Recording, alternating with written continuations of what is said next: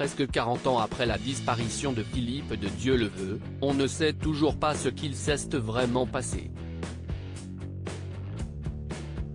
Officiellement, il s'agit d'une noyade accidentelle.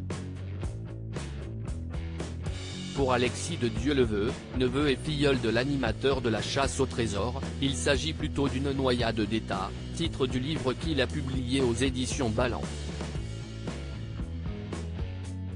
C'est lui qui fournit la trame du documentaire de Yannick Saillet que France 2 propose ce 18 mai.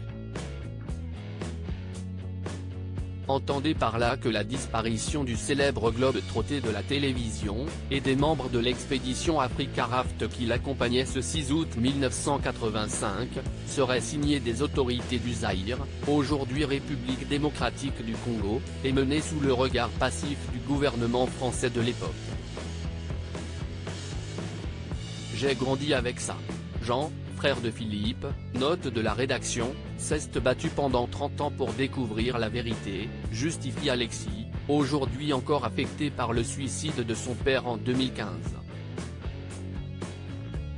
L'animateur était un agent de la DGSE. Pour comprendre l'affaire, il faut rappeler qui était Philippe de Dieuleveux. De 1981 à 1984, c'était le casse-cou de service du jeu d'Antenne 2.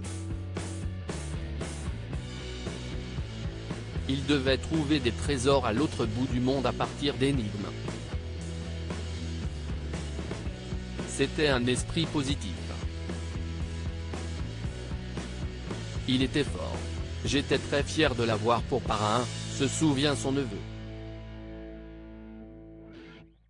Mais en pleine gloire, l'animateur décide d'arrêter. Il en avait assez de faire le zèbre. Il rêvait de reportages plus ambitieux, raconte son ami Christian Proutot, le fondateur du GIGN. Quand André Hérault, un ancien mercenaire, lui propose de participer à l'Africa Raft, une descente du fleuve Zaïre, il fonce. L'équipe part de Paris en juin 1985, mais très vite les problèmes enchaînent. L'expédition reste bloquée 3 semaines au Burundi.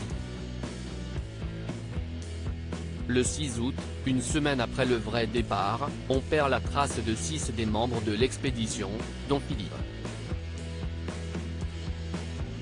Ce n'est qu'en 1994 que l'on apprend que l'animateur travaillait pour la DGSE, le renseignement français, et que les autorités zaïroises suivaient cette expédition de près, craignant pour la sécurité du pays. Les aventuriers s'étaient dangereusement approchés du barrage électrique d'Inga, convoité par les Angolais et par les opposants au régime de Mobutu. En 2005, des membres repentis de la garde rapprochée du président zaïrois révèlent que Philippe et ses amis ont été abattus, ayant été pris pour des mercenaires.